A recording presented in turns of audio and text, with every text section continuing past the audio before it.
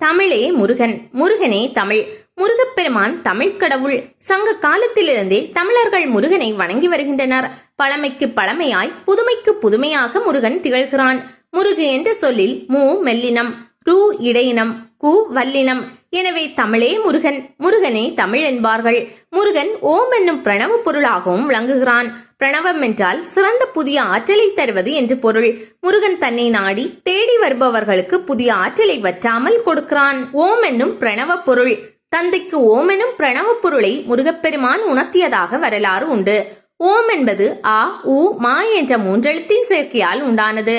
ஆ படைத்தல், உ காத்தல், மா ஒடுக்கல் என முறையே பொருள்படும்.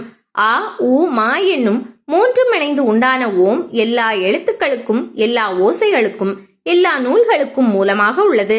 முருகு என்ற மூன்றெழுத்துகளிலும் ஆ, உ, மா மூலமாக உள்ளதால் முருகன் ஓம்கார வடிவமாக உள்ளான். குன்று இருக்கும் இடமெல்லாம் குமரன் இருக்கும் இடம் என்று கூறுவார்கள். முருகனுக்கு படைவீடு 6. அவை திருப்பரங்குன்றம், திருச்செந்தூர், பழனி, சுவாமிமலை, பழமுதி சோலை, திருத்தணி ஆகும். புத்திர பேறு அருளும் முருகன் அவதரித்த விசாகம். முருகப்பெருமான் வைகாசி மாதம் விசாக நட்சத்திரத்தன்று திரு அவதாரம் செய்தவர்.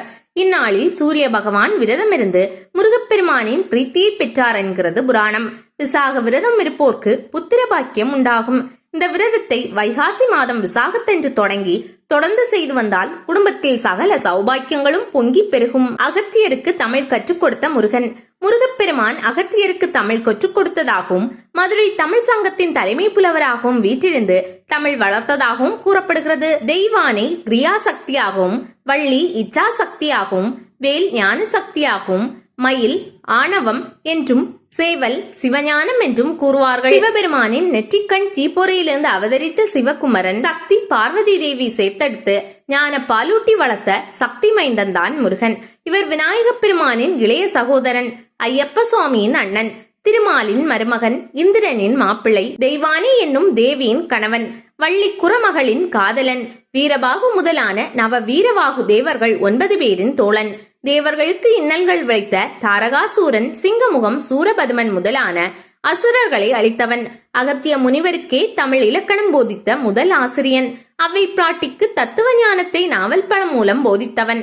நக்கீரர், அருணகிரியார், குமரகுருபரர், கச்சியப்ப சிவசாரியார் போன்ற ஞானிகளுக்கே தமிழ் நூல்கள் எழுத போதித்த சர்க்குரு. அப்பனுக்கே ஞானம் சொன்ன சுப்பன். தமிழகத்திற்கும் தமிழ் மொழிக்கும் தமிழ் மக்களுக்கும் உண்மையான தமிழ் தலைவன். வடக்கே பிறந்து தெற்கே வந்தாலும் முற்றிலும் செந்தமிழ்நாட்டிற்கே உரியவன். தொண்டை மண்டலத்தின் வைர கிரீடம் வடபழனி. சித்தர்கள் பரம்பரையை துவக்கி வைத்த பெருமை முருகனுக்கு உண்டு. முருகப்பெருமான் குன்றுகள் இருக்கும் இடம் தோறும் வீற்றிருக்கிறான்.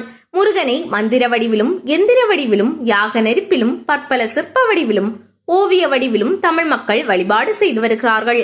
முருகப்பெருமானை பற்றி நாம் மேலும் அறிய வேண்டுமானால் கச்சியப்பரின் கந்தபுராணம், நக்கீரரின் திருமுருகாற்றுப்படை, அருணகிரியாரின் திருப்புகழ், குமர குருபரனின் கந்தர் கலிவன்பா முதலான படைப்புகளை சலிப்பே இல்லாமல் படித்து அதை நுணுக்கமாக ஆராய வேண்டும். அப்போதுதான் முருகன் யார் என்பது மிக தெளிவாக தெரிய வரும். பல கோடி பிறவிகளில் செய்த புண்ணியங்கள் திரண்டு ஒன்றுபட்டால்தான் முருக பக்தி உண்டாகும். முருகன் அருள் பெற 60 வீடுகளுடன் தொண்டை மண்டலத்தின் வைர கிரீடமாக திகழும் வடபழனி தலமும் உள்ளது.